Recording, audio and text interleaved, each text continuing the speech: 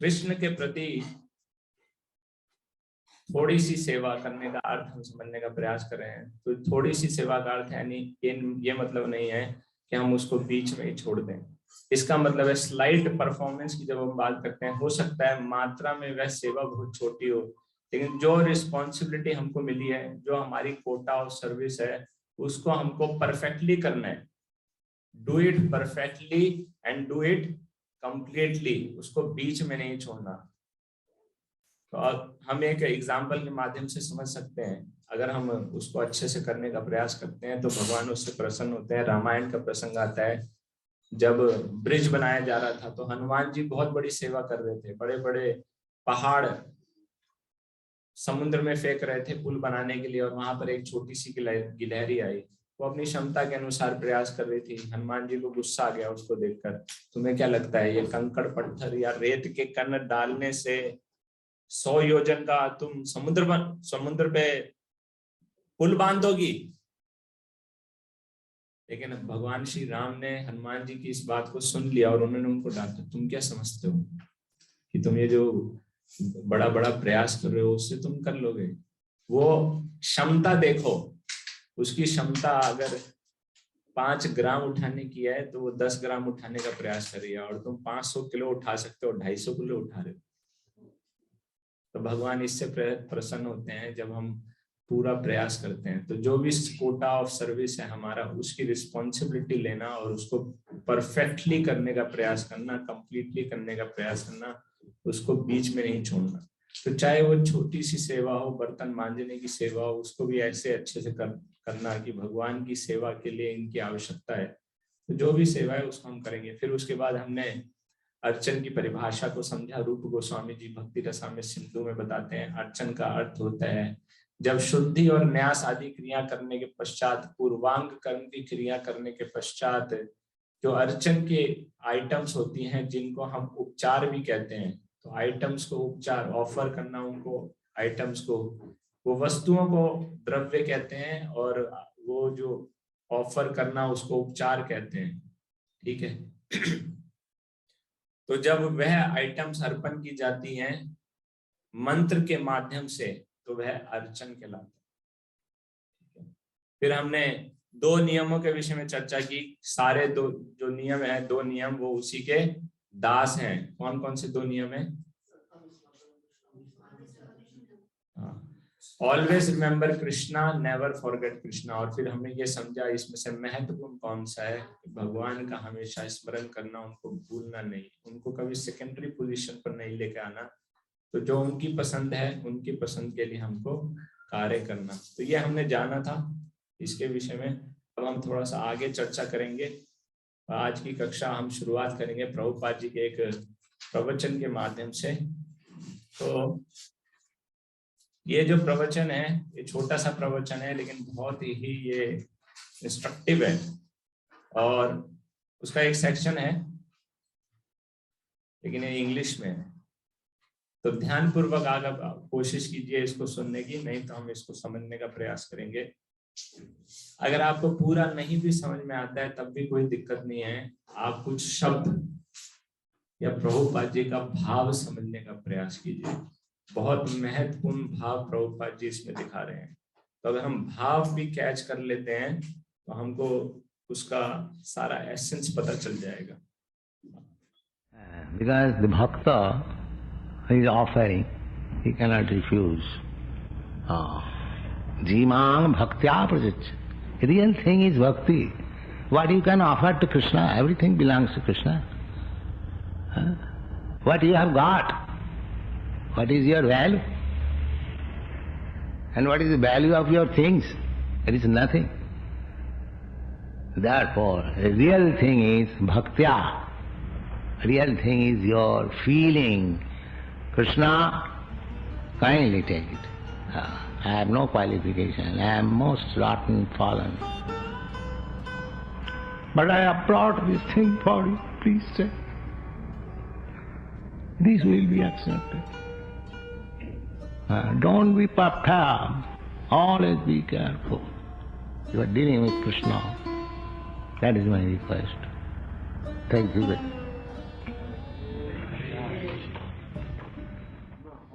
हरे कृष्णा। मैं उम्मीद करता हूँ आप थोड़ा सा हम समझ पाए होंगे और प्रभुपाद जी के भाव को तो एक्चुअली कैच कर पाए होंगे। कैसे प्रभुपाद जी अपनी दीनता प्रकट कर रहे थे।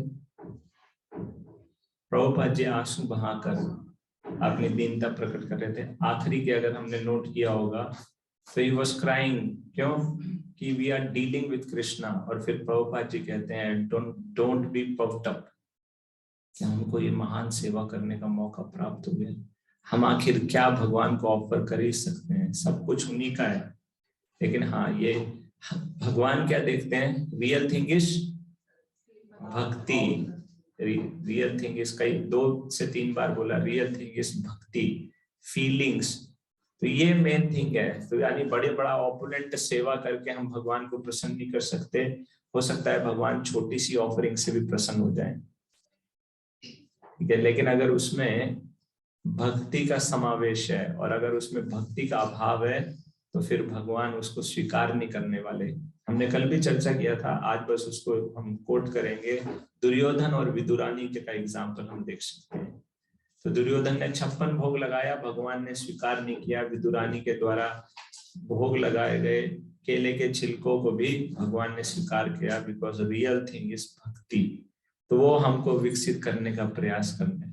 हाँ, लेकिन जब हम बात करते हैं भगवान की सेवा करने की, तो हमें ज्यादा से ज्यादा करने का प्रयास करना है, अपना बेस्ट करने का प्रयास कर रहे हैं, उसमें कोई कमी नहीं करनी। भगवान तो पत्ते से भी खुश हो जाते हैं, तो 2 पत्ते तोड़ लो, भोग लगाने की क्या जरूरत है।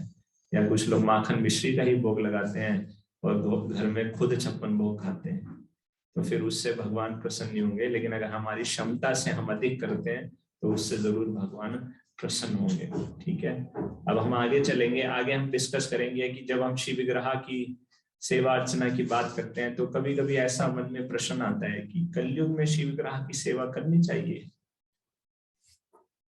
कलयुग का क्या युग धर्म है, तो हम क्यों शिव विग्रह की सेवा करते हैं।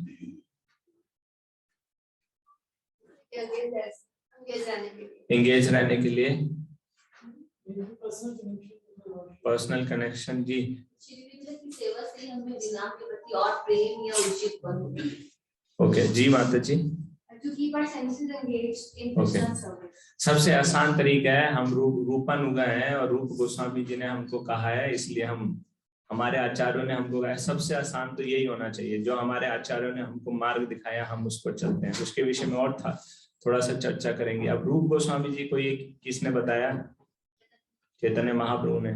चैतन्य महाप्रभु ने आज्ञा दी है ना रूप गोस्वामी जी को, आप वृंदावन में जाइए और भक्ति के शास्त्रों को लिखिए, इसके साथ साथ मंदिरों की स्थापना कीजिए और शिव विग्रह की कैसे अच्छे ढंग से विधि पूर्वक सेवा की जा सकती है उसके बारे में ग्रंथ लिखिए।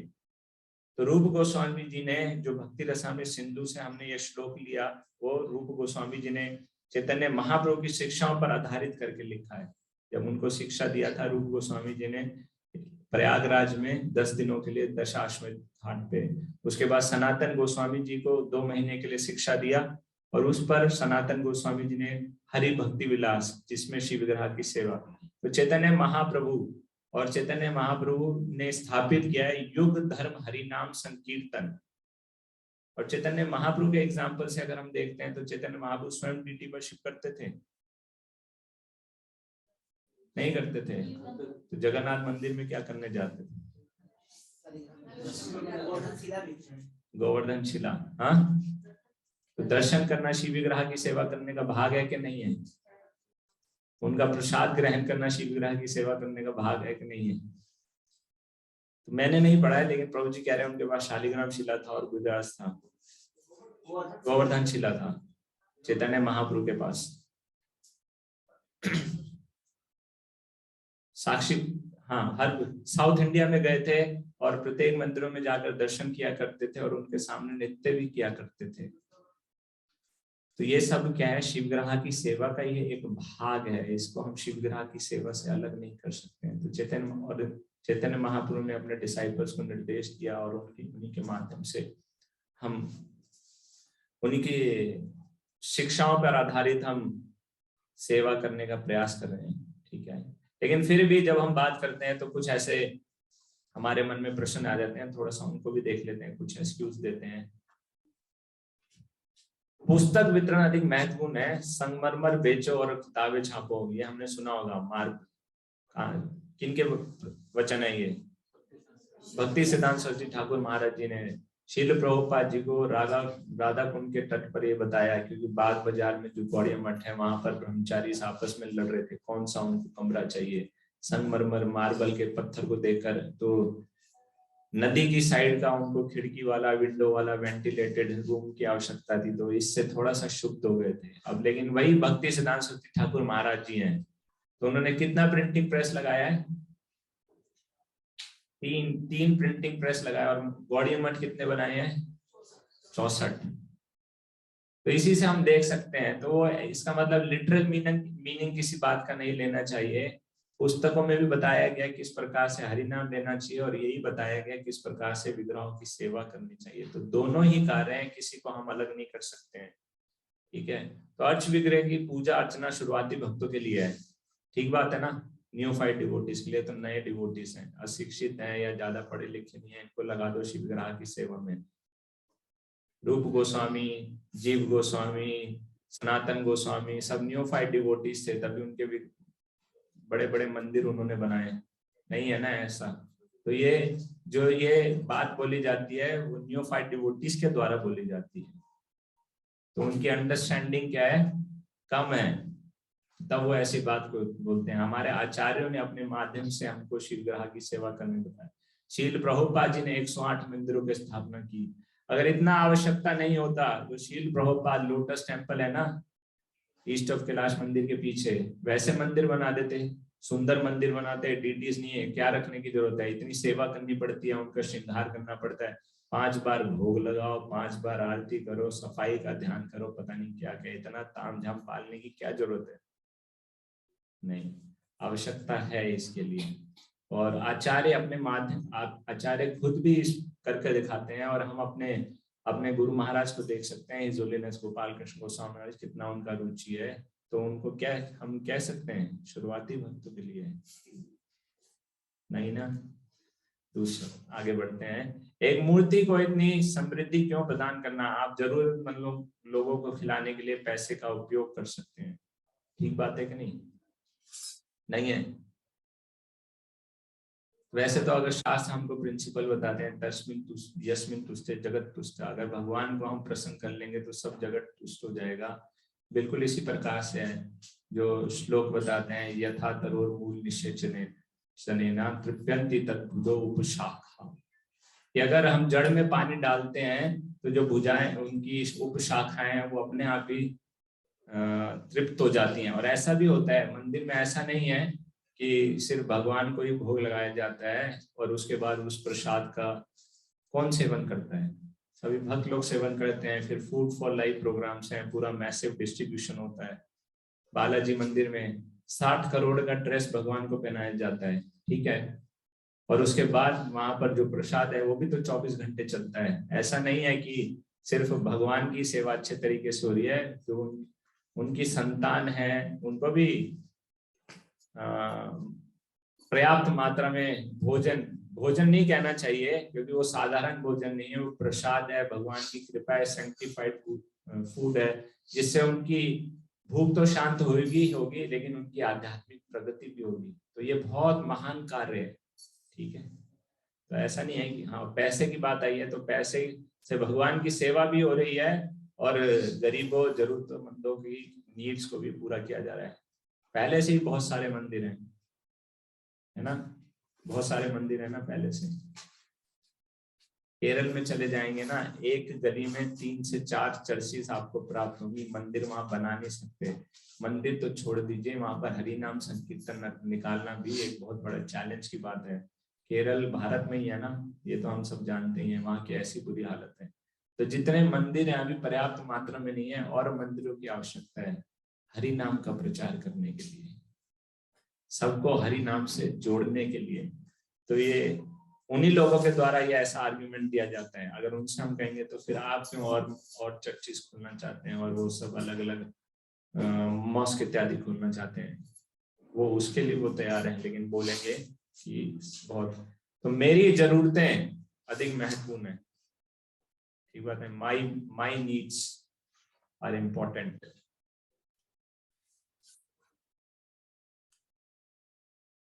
पहले हम अपना पालन पोषण कर लें, फिर कुछ बच कुछ गया तो फिर भगवान की सेवा में अर्पण कर देंगे। तो ये एक बहुत सेल्फिश आइडिया है।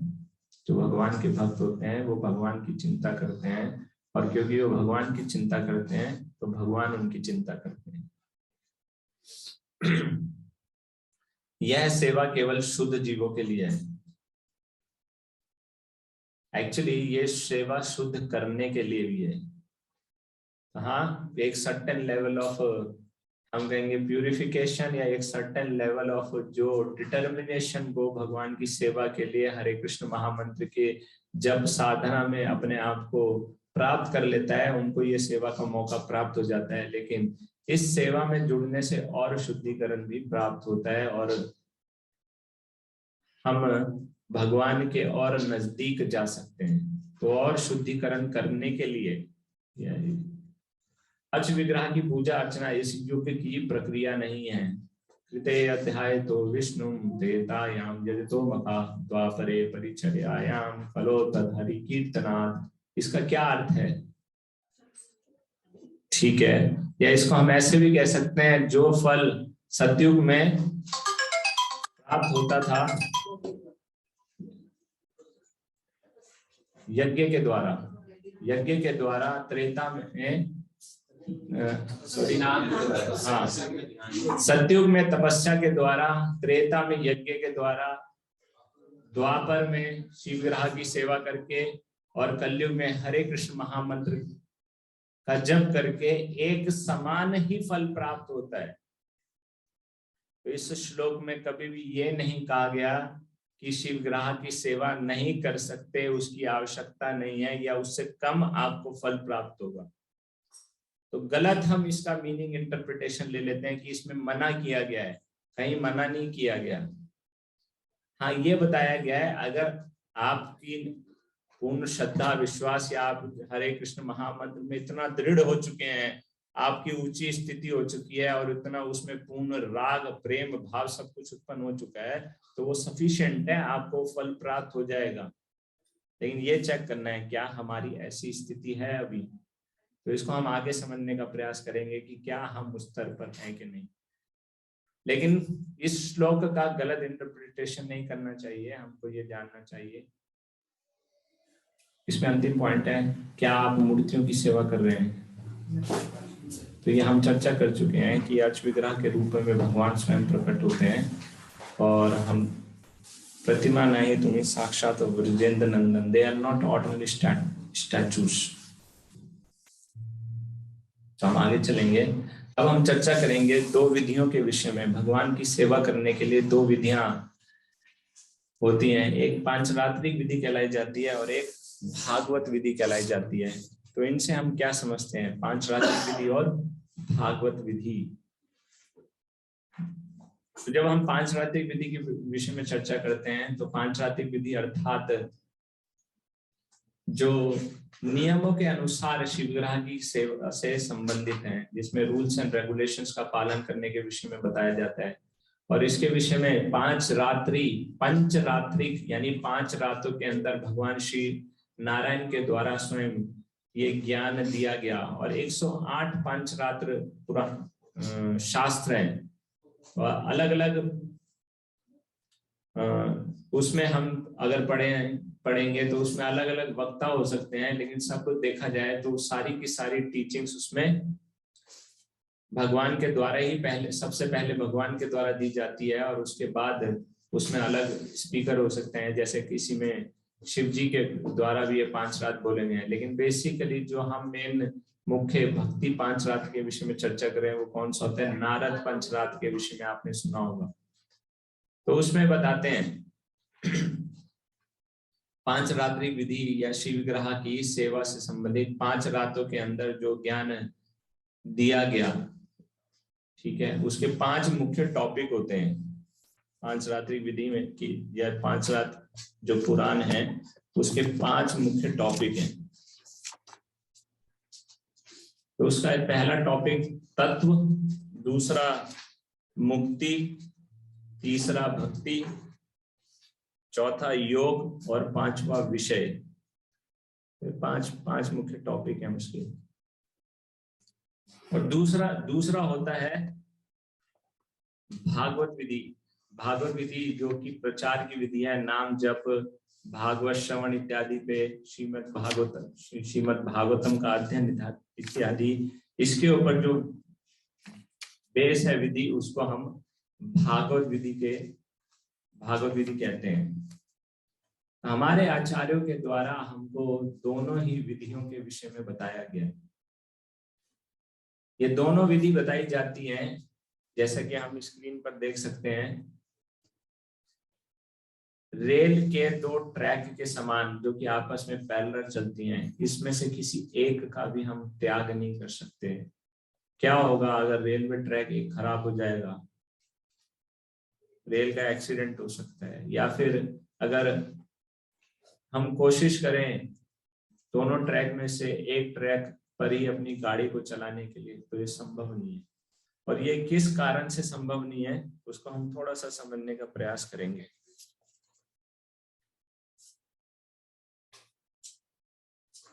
श्रीमद् भागवतम में बताते हैं, श्रीमद् भागवतम के 7वें स्कंद में प्रभुपाद जी लिखते हैं कि क्योंकि हम इस शरीर के अंदर हैं, तो उस शरीर में रहते हुए we are susceptible to material contamination and non-devotional tendencies। इसका क्या मतलब है कि भौतिक दूषीकरण हमारे अंदर आ जाता है, और इसके साथ साथ ही, जिसको हम मटेरियल कंटेमिनेशन कहते हैं, और इसके साथ साथ कुछ ऐसी क्रियाएं हम कर देते हैं जो कि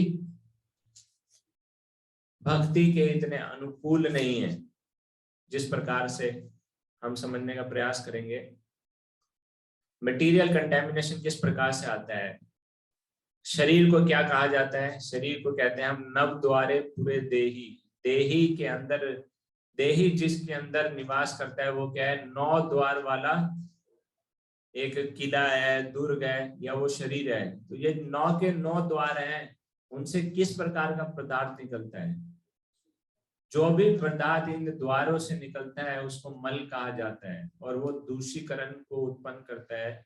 और हम अगर कोई कार्य नहीं भी करें, हम बोले ना हमने कुछ कार्य नहीं किया, तब भी शरीर ऑटोमेटिकली कंटेमिनेट हो जाता है वो।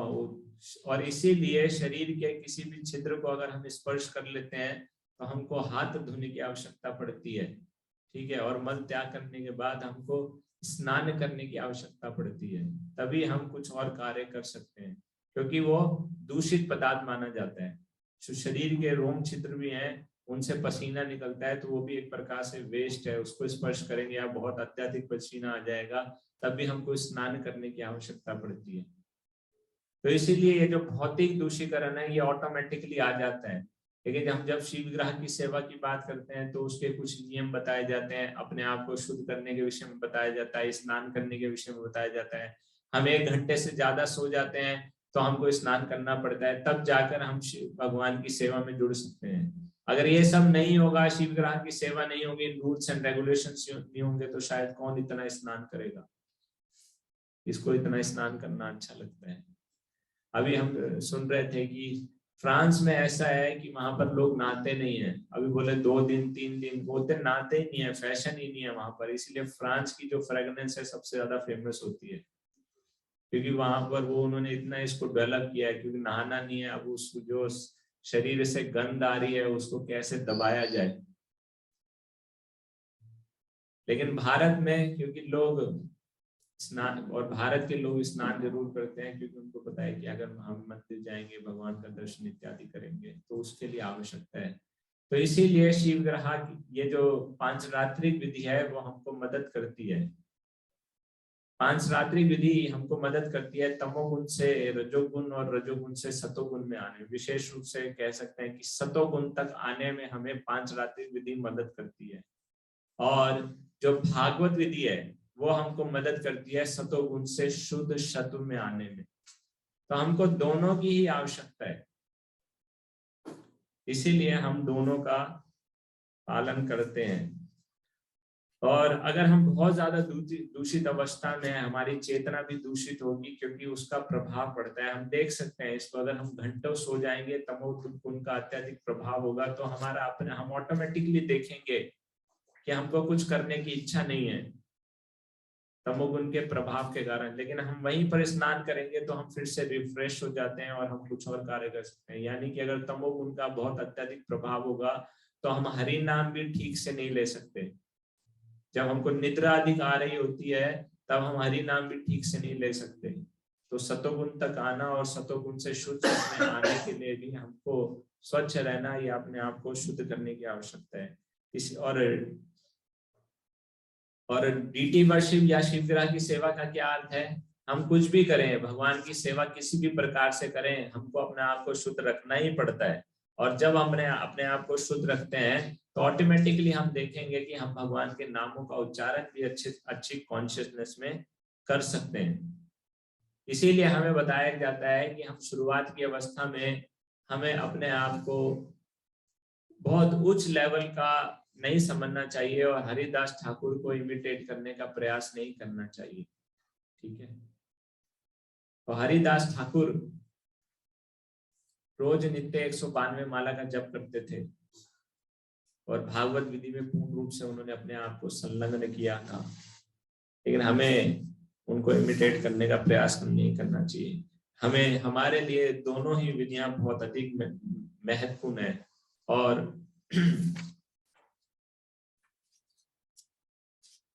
तो ये हुआ मटेरियल कंटेमिनेशन या भौतिक दूषीकरण, जो स्वतः ही नेचुरली हमारे शरीर के कारण, क्योंकि हम एक भौतिक शरीर में, वो होता रहता है। और फिर दूसरा है नॉन डिवोशनल टेंडेंसीज, जो कि आ जाती है। नॉन डिवोशनल टेंडेंसीज जो कि भक्ति में बहुत ज्यादा अनुकूल नहीं है। हम भक्ति को, भगवान को बहुत ही क्या कह सकते हैं, सरल रूप से लेने लगते हैं और उनके नामों को भी हम कई बार उतने उचित ढंग से नहीं बुलाते जिससे हमको बुलाना चाहिए, है ना। जैसे कनाई बलाई हम उनको कहते हैं, तो ये उतना उचित नहीं है। इसको एक एग्जाम्पल के माध्यम से हम समझने का प्रयास करेंगे। प्रभुपाद जी के एक शिष्य हैं उमापति स्वामी महाराज, अगर आप लोग जानते होंगे। उनका पहले का नाम था वैली। अभी वो चाइना में प्रचार करते थे और विशेष रूप से वहीं रहते थे। और प्रभुपाद जी के जो पहले ग्रुप के शिष्य थे, 11 शिष्य, उनमें से वो थे वैली। अभी तो बहुत वृद्ध हो गए हैं। एक बार पंजाबी बाग आए थे तो उनसे कुछ हम चर्चा करने का, सुनने का मौका हमको प्राप्त हुआ था। तो वो अपना एक इंसिडेंट या पास टाइम बता रहे थे प्रभुपाद जी के साथ। तो प्रभुपाद जी ने उनको सेवा दिया था एडिटिंग करने का, टाइपिंग करके एडिटिंग करने का। तो एक कॉमन टाइपिंग एरर होता है। कॉमन टाइपिंग एरर क्या होता है? अगर आप लोगों ने कभी टाइपिंग इत्यादि किया हो, जो एक लाइन का लास्ट वर्ड होता है वो नेक्स्ट लाइन में रिपीट हो जाता है। ठीक है। जैसे आपने लिखना है द सन हैज राइजन, ठीक है, तो वो क्या होगा, द आपने आखिरी में लिखा और फिर क्या होगा, वो भी इधर भी आ जाएगा द सन। तो क्या अगर उसको पढ़ेंगे द सन, तो ऐसा नहीं होता। इंग्लिश में गलत है, रिपीटेशन नहीं होता, लेकिन हिंदी में रिपीटेशन होता है। ठीक है। हिंदी में हमें कहते हैं श्री श्री राधा राधिका रमन जी। तो वो कॉमन टाइपिंग एरर लेकर प्रभुपाद जी के पास गए और उन्होंने कहा प्रभुपाद जी देखिए यहाँ पे मिस्टेक है, लिखा है श्री श्री जगन्नाथ बलदेव सुभद्रा महारानी जी। बोले प्रभुपाद जी गलती है। प्रभुपाद जी ने उनको डांटा। प्रभुपाद जी बोले मैंने तुम्हें तुम्हारी भाषा को एडिट करने के लिए बोला है, मेरी भाषा नहीं। तो अर्थात कि भगवान का नाम कितने हमको आदर से लेना चाहिए, सत्कार से लेना चाहिए, वो हमको ये बताने का प्रयास कर देते हैं।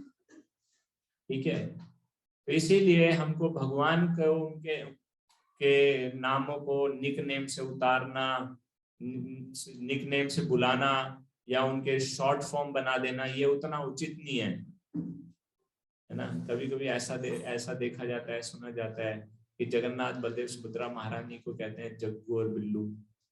तो ये किसका साइन है? किसका साइन है? ये उनके साथ आत्मीयता का, इंटीमेट रिलेशनशिप का साइन नहीं है, ये नॉन डिवोशनल टेंडेंसीज का साइन है। कभी कभी कुछ रहता है, रात शाम सपने में आए। जो उच्च कोटि के भक्त होते हैं, अगर उनको वास्तविक रूप में भगवान प्रकट भी हो जाते हैं या उनको स्वप्न देते हैं, तो वो उसका प्रचार नहीं करते। हाँ, उनको गुरु से जरूर क्रॉस चेक करते हैं कि इसको कैसे हमको समझना चाहिए, या अपने आप को बहुत महान या उच्च कोटि का भक्त नहीं समझते। तो नॉन डिवोशनल टेंडेंसीज इसी प्रकार से हमको इसमें इनसे बचना चाहिए। और इनसे बचने के लिए ये जो पांचरात्रिक विधि है वो हमको मदद करती है। Material contamination, non devotional tendency, और इसके साथ साथ जो हमारा कंटेमिनेटेड माइंड होता है वो भी हमको भागवत विधि का पालन करने में बाधा बनता है। और हम मन को किस प्रकार से कंट्रोल करते हैं शिव विग्रह की सेवा को करते हुए? शिव विग्रह की सेवा का समय निर्धारित है, वो सेवा उसी समय होनी है। मन नहीं कर रहा, मूड नहीं कर रहा, इससे कोई मतलब नहीं है, क्योंकि उस समय शिव विग्रह की सेवा होनी है, इसलिए हम उसकी सेवा को करेंगे। तो धीरे धीरे हम क्या देखते हैं, वो रेगुलेटेड लाइफस्टाइल के कारण, वो शिव विग्रह की सेवा में अपने आप को इंगेज करने के कारण और मन को उनकी सेवा में लगाने के कारण हम मन को वश में कर सकते हैं। अदरवाइज मन को वश में करना बहुत मुश्किल है। ऐसा है, बहुत भक्तों का अनुभव है कि अगर मन उनको बहुत ज्यादा परेशान करता है और वो शिव विग्रह की सेवा में लगते हैं, तो मन को कंट्रोल करने में बहुत ज्यादा आसानी हो जाती है। नहीं तो मन तो कहीं पर भी जा सकता है। और उस समय हम देखते हैं कि सबसे ज्यादा मन हमको कब परेशान करता है? जब हम भगवान के नामों का जप कर रहे होते हैं। तो क्या पांचरात्रिक विधि हमको अच्छा जप करने में मदद करती है? किस प्रकार से? अगर शिव विग्रह नहीं होंगे तो मंगला आरती नहीं करेंगे, मंगला आरती नहीं करेंगे तो अपने समय पे उठेंगे। कोई कितने बजे उठेगा, कोई कितने बजे उठेगा, कोई 7 बजे उठेगा और कोई 10 बजे उठेगा। और फिर सुबह का जो ब्रह्म मुहूर्त का समय वो सारा निकल जाएगा। भक्तों के संग में नहीं जाएंगे क्योंकि शिव विग्रह नहीं है। तो फिर अपने समय पे या आलस का इतना ज्यादा प्रभाव होगा, कभी भी जप कर लेंगे, कभी भी ऐसा विचार करेंगे क्या करना है इतनी जल्दी उठ के, तो हम कीर्तनीय सदा हरि हो जाएंगे। इस प्रकार से 16 माला को 24 घंटे में करेंगे। और शिव विग्रह है तो वो हमको इंस्पायर करते हैं, हम जाते हैं, उनका दर्शन लेते हैं, और फिर उसके बाद 5 से 7:30 बजे का एक्सक्लूसिव टाइम हमको प्राप्त होता है, ताकि हम भगवान के नामों का अच्छे तरह से प्रचार जप कर सकें।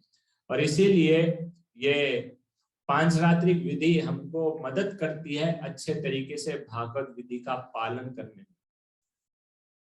इसलिए दोनों एक दूसरे के सपोर्टिव हैं। हाँ, ये बात और है कि कोई अगर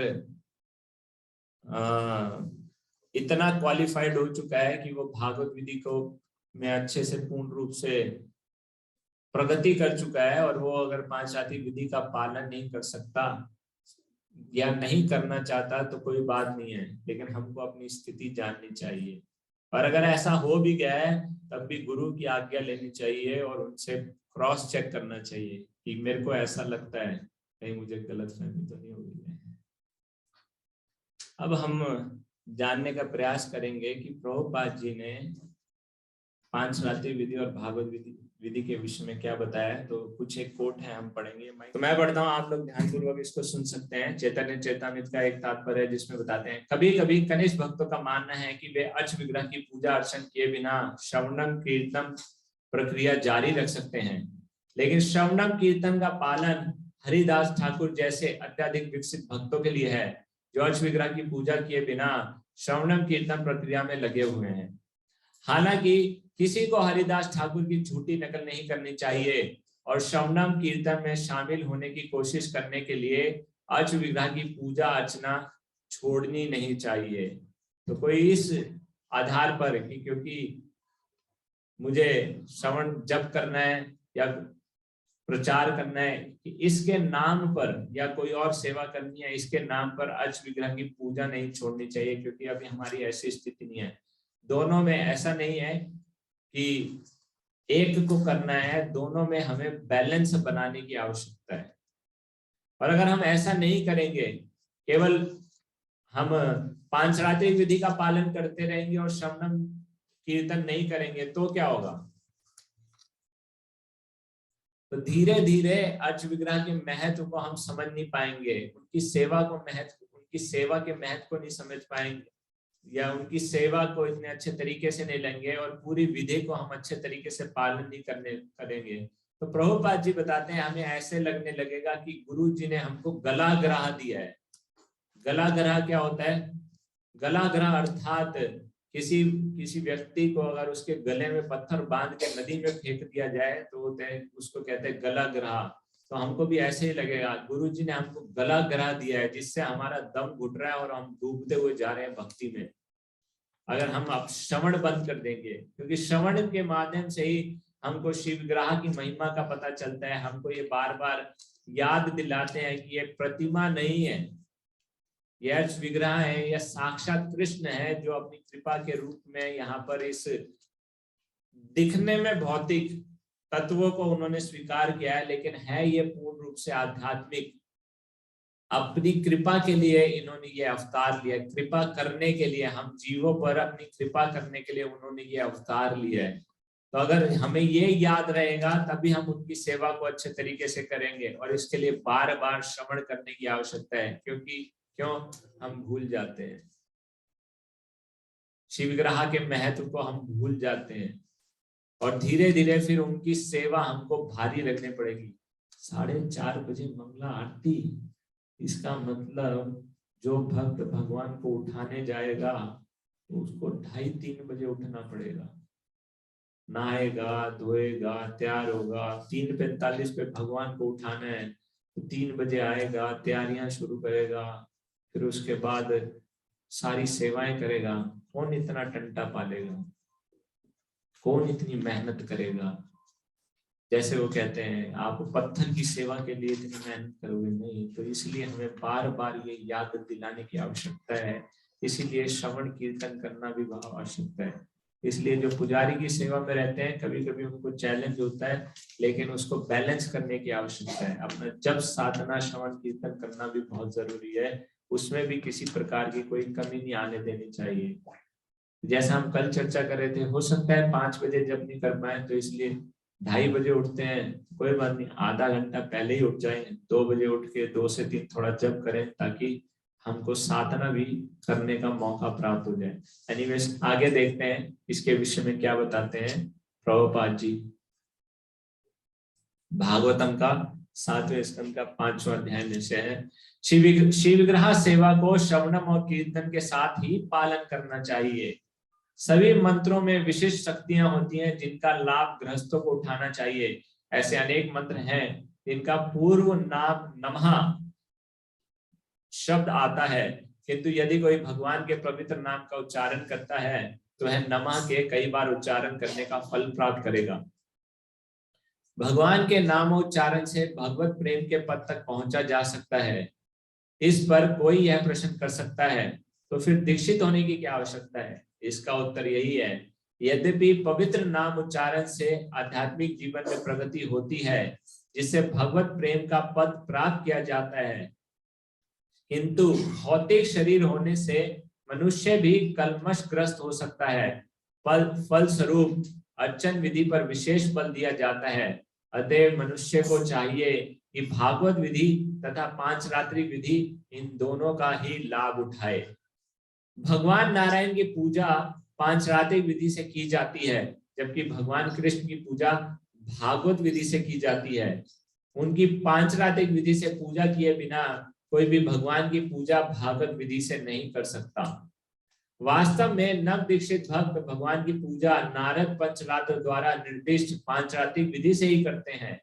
नव दीक्षित भक्त राधा कृष्ण की पूजा नहीं कर सकते। तो किन के विषय में चर्चा हो रही है? किनके विषय में चर्चा हो रही है? नव दीक्षित भक्त राधा कृष्ण की पूजा नहीं कर सकते। हमारे विषय में चर्चा हो रही है।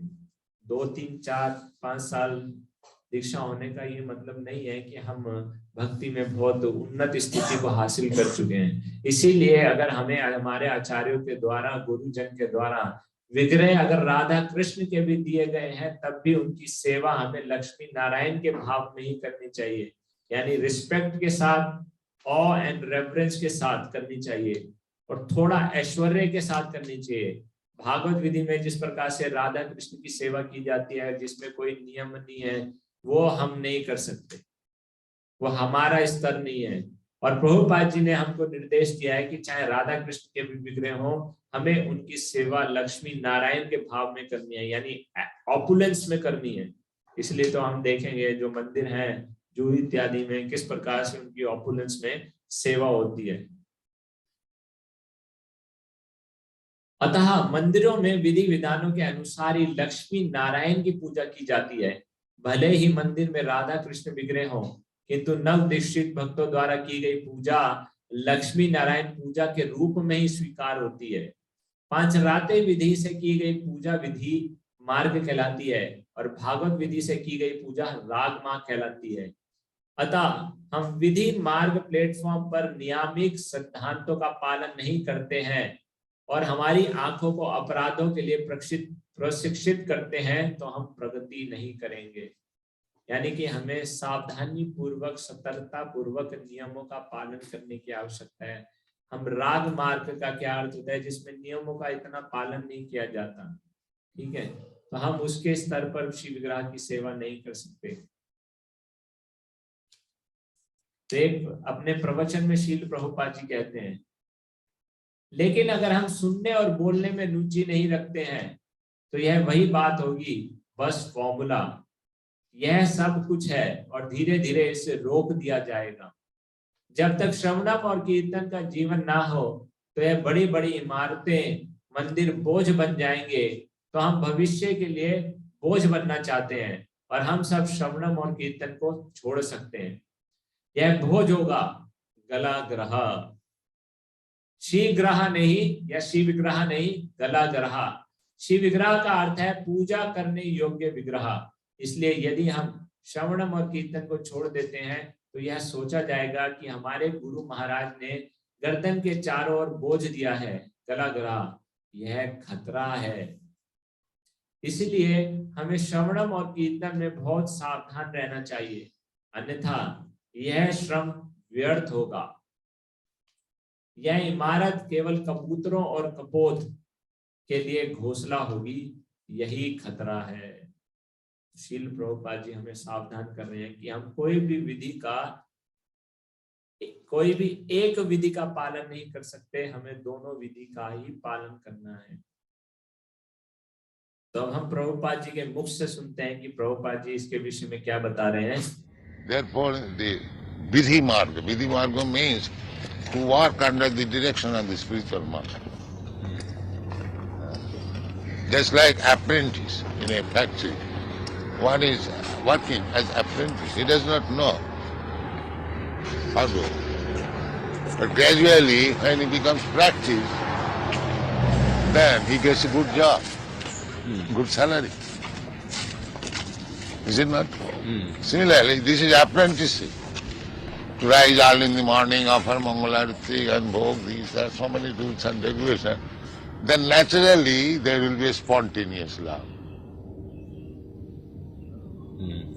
In the beginning there is no spontaneous love. One has to work under the direction of the spiritual master and Shastra, scripture. Yes, they were saying that this was then a form of idol worship because there was no realization in the service. No. Even there is no realization. It is not idol. It is idol worship for the rascal, not for the devotee. A devotee under the direction of a spiritual master is engaged in the service of the deity. The idea is that you cannot approach the Supreme Lord in your present condition Therefore, he has agreed to take your service just like a stone. You can handle stone, you can handle, but you cannot handle the Virat Rupa, the gigantic form. So it is his mercy. Just like I have given this example many times, just like a small letter box. It is a post office. But for your facility, it is a box. It is post office. Actually, it is post office. You put the letter and it will go 10,000 miles away. How it goes? How it goes? It goes to the GPO and then it was dispatched. That's all right, because it is authorized. Yes. Therefore, the work is being done. You don't think I put it in a small box. It has gone to the post office and work is going on. Similarly, for your facility, Krishna has appeared before you as stone, as wood. But stone is also Krishna. That requires little brain. He can take service in any form. That is absolute. Because the stone is not different from Krishna. It is Krishna's energy. So he is able to take service from you in any way. Therefore, you have to approach him authorizedly. If you imitate a small box in your, write simply the same letter box red, that will not go. That will stay there for millions of years. But the box which is authorized, that will go. Is it clear? Tell these rascals. It is not idleness. शील प्रभुपाद की कोई भक्त share करना चाहेगा, क्या समझे? तो sir एक महत्वपूर्ण पॉइंट यही है कि गुरु के निर्देश में हमको ये विधि मार्ग का पालन करना चाहिए। और यस, ऑथराइज रिप्रेजेंटेशंस और अथॉरिटी के द्वारा, जो अथॉरिटी कौन है, आचार्य हैं, अथॉरिटी कौन है, शास्त्र हैं, उनके द्वारा जो कि एक ऑथराइज्ड विधि है जिसको हम प्राण प्रतिष्ठा की विधि कहते हैं, उसके द्वारा उनको स्थापित किया जाता है और उनको हम पूजा करते हैं। ठीक है। और यस, वेरी नाइस। तो एक प्रभुपाद जी ने एक शब्द का इस्तेमाल किया था, अप्रेंटिसशिप। तो ये समझते हैं हम, सीए के स्टूडेंट्स होंगे वो शायद समझते होंगे अप्रेंटिसशिप क्या होती है। हाँ, प्रभु जी से अच्छा कोई नहीं बता सकता, डिटेल में बताओ क्या होता है ये। हम ट्रेनिंग लेते हैं किसी सीनियर के अंदर जो मतलब है, सीए है, इंजीनियर है, उनसे हम ट्रेनिंग लेते हैं, उनसे सीखते हैं। किस कार्य की ट्रेनिंग लेते हैं? जो सीए तो जो कार्य आपको करना है, जो कार्य आपको करना है वो कार्य आप करते हैं, बस इसमें क्या है, आप उसके अंडर कर रहे हैं। तो ये यहाँ पर प्रभुपाद जी ने इसको अप्रेंटिसशिप से क्यों कंपेयर किया? ये जो सेवा आप यहाँ पर करेंगे वही सेवा आपको धाम में जाकर करनी है। तो शिव विग्रह की सेवा अप्रेंटिस से के समान है, क्योंकि वही सारी सेवाएं आपको वहां जाके करनी है। प्रचार, बुक डिस्ट्रीब्यूशन धाम में नहीं है। जब धाम में जाएंगे और वहां पे बोलेंगे दूध गर्म कर दो, बोले बुक डिस्ट्रीब्यूशन करा लो, दूध गर्म करना नहीं आता, तो बोले दोबारा जाओ सीख के आओ। यहाँ पर ट्रेनिंग ग्राउंड भी नहीं है, ट्रेनिंग ग्राउंड तो यहीं पर है। तो इसलिए सब सीख जाना चाहिए। तो इसलिए आप देखेंगे जो बड़े बड़े बुक डिस्ट्रीब्यूटर भी हैं वो शिव विग्रह की सेवा भी करते हैं। मधुसुंदर प्रभु का नाम आपने सुना होगा, तो वो शिव विग्रह की सेवा भी करते हैं, उनका बहुत सुंदर श्रृंगार करते हैं, ऑलमोस्ट गौर निताई की आरती करते हैं और ऑलमोस्ट उनका श्रृंगार करते हैं। क्यों? क्योंकि जानते हैं इस बात को ना, वहां पे बुक डिस्ट्रीब्यूशन करने का मौका प्राप्त नहीं होगा। यहाँ बहुत वाहवाही लूट लिया हमने, लेकिन वहां पर जाकर अगर बोलेंगे भगवान का भोग लगा दो, भोग बना दो, क्लीनिंग कर दो, वो हम सबको नहीं आता होगा, तो सीखने के लिए शायद दोबारा न बने। वहां जाके क्या करेंगे? तो ये ट्रेनिंग यहीं पर हो रही है, यही सारी सेवा वहां जाकर करनी होंगी। भगवान के लिए पान बनाना, हम पान बना पाएंगे? नहीं बना पाएंगे। डायरेक्ट पान बनाने के लिए भगवान उनको असिस्ट जरूर कर सकते हैं, पान का पत्ता जरूर तोड़ कर ला सकते हैं। तो इसीलिए बहुत महत्वपूर्ण है शिव विग्रह की सेवा, और वही सारी सेवाएं भगवान धाम में जाएंगे, धाम में करने का मौका प्राप्त होता है। इसीलिए तो आज की इस डिस्कशन को हम यहीं पर विराम देंगे।